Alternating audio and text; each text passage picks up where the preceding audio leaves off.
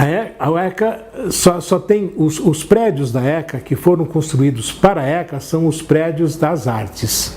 Os prédios que abrigam a comunicação nunca foram da ECA. Primeiro, esse prédio principal ele foi feito para ser o arquivo morto da reitoria. Como eu disse a um certo momento aí, a gente não tinha condição de fazer, nós não tínhamos toda essa parafernália eletrônica de hoje. Então, precisaria ficar arquivado em papel. Então, foi feito o prédio para que todos os papéis da universidade viessem aqui para o arquivo morto, que é o prédio principal da ECA. Aqui era alojamento. Por isso, se a gente for visitar os banheiros, a gente vai ver que os banheiros, eles são banheiros pequenos, né? Que na verdade eram boa parte, de um lado era chuveiro, que eram para as pessoas tomarem banho, tal, etc. Era vestiário. E aqui seria alojamento para os Jogos Olímpicos de 1975, que não aconteceram por causa do surto de meningite. Daí o prédio ficou fechado. O prédio, para a gente, que nós já estávamos no prédio principal da ECA, ele foi ficando pequeno. Então a gente ocupava esse prédio, onde a ECA nasceu, que na verdade foi no B9, aquele prédio que caiu e ninguém falou nada, nem sei se tem fotografia dele, e um pedaço da reitoria onde hoje está a DUSP. Então, ou estava a DUSP, que não está mais aí, né? Então, a ECA era isso. Daí nós invadimos isso daqui. Os alunos invadiram, os professores não. O senhor lembra? 73, 74, por aí, né? Porque em 75 a gente veio para cá, foi feita a reforma.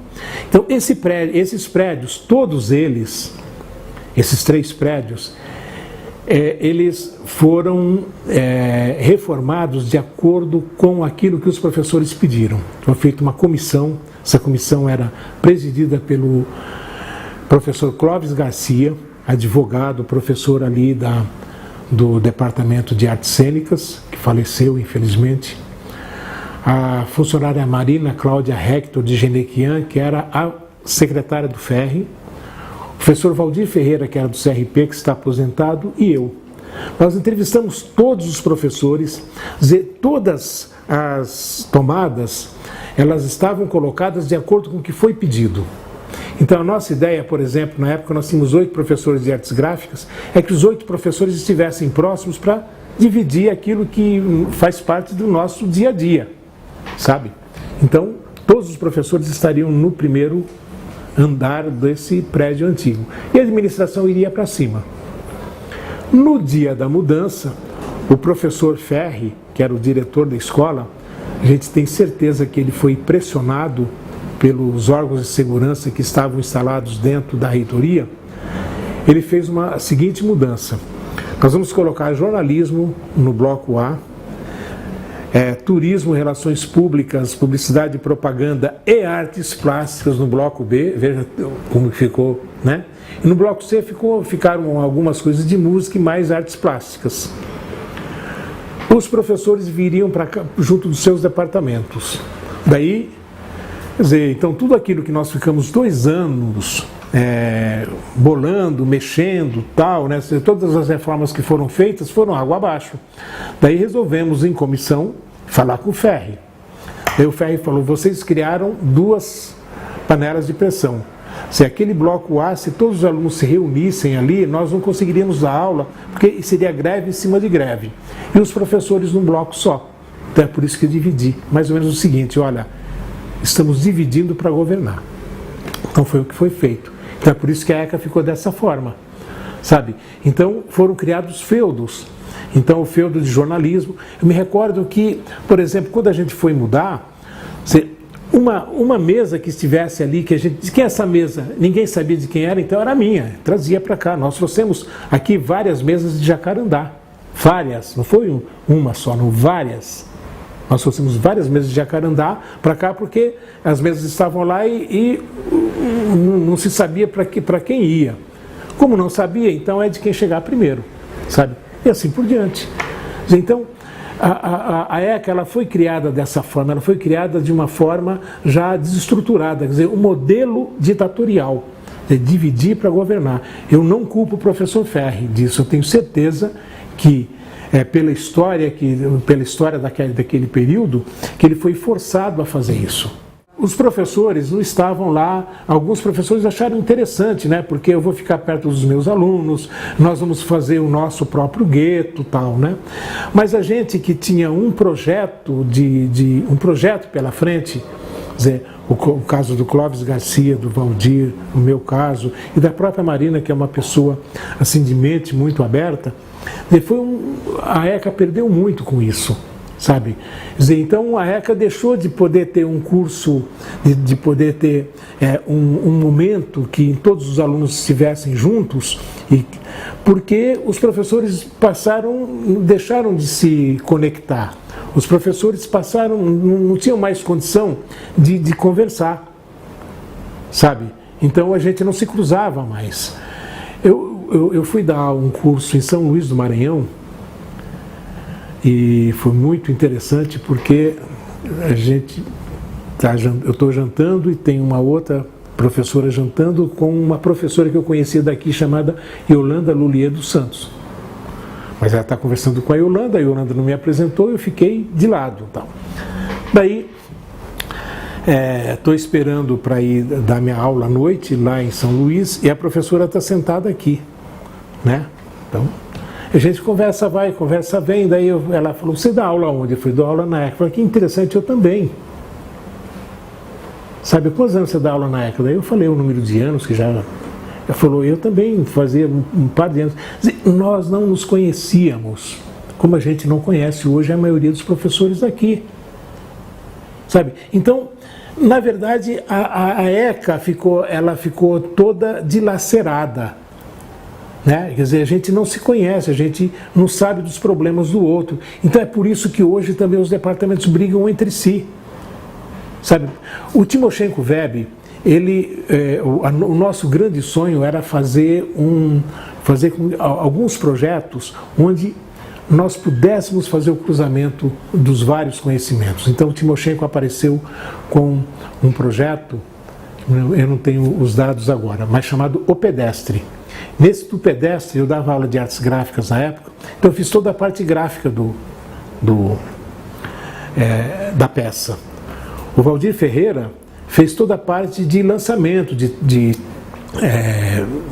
da peça. Outros professores foram fazendo trabalho de linguagem, de adaptação da linguagem, porque era um texto antigo, né? E assim, de repente nós tínhamos no conjunto para fazer esse pedestre 10 professores de áreas diferentes.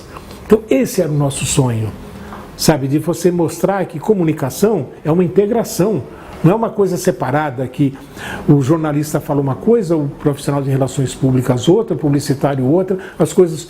Não, existe uma organicidade em cima disso, sabe? E até para mostrar que tanto comunicação como artes, um faz parte do outro, quer dizer, um não consegue viver sem o outro.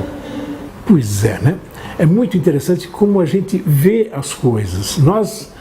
A nossa visão de professor não é uma visão institucional, é uma visão muito pessoal. Quer dizer, o que isso vai facilitar a minha vida? Isso vai me favorecer em algum momento? Claro que vai, sabe, se você divide. Porque daí você não está pensando na instituição, se divide, o dinheiro que a USP recebe, o dinheiro que a USP recebe do ICMS é o mesmo. Então você vai ter que chegar e fazer com que isso, que a fatia do bolo seja cortada mais uma vez, sabe? Porque você vai ter que contratar mais funcionários, vai ter que ter mais prédios, vai ter que ter mais professores, vai ter que ter mais funcionários e mais segurança e mais isso e mais aquilo. E você, na verdade, está quase que duplicando um custo. Mas não é isso que as pessoas estão vendo. As pessoas estão vendo, bom, eu vou ter chance de ser diretor, eu vou ter chance de eu vou ter chance de ser assistente técnico acadêmico, ou assistente técnico administrativo, e assim por diante. Sabe? Então, isso do ponto de vista administrativo que as pessoas estão vendo. Agora, do ponto de vista institucional, ninguém está vendo nada. Quer dizer, o que nós vamos perder com isso? Ninguém está querendo saber se nós vamos perder, não. Ganhar, nós vamos ganhar? Não, nós vamos perder. Aqui foi feito um filme que teve algum sucesso chamado As Três Mortes de Solano. Já na época eu fiz uma crítica e o Penhuela não gostou. Ele foi o produtor do filme. Quer dizer, o Penhuela vai e contrata o Estênio Garcia para ser o astro do filme. Bom, você tem que contratar uma pessoa que realmente, né, esteja ali na crista da onda, foi o Estênio Garcia.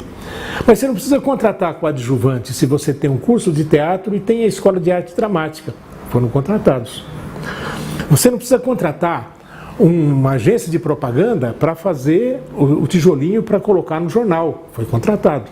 Você não precisa contratar uma agência de relações públicas para fazer o lançamento do filme. Foi contratado.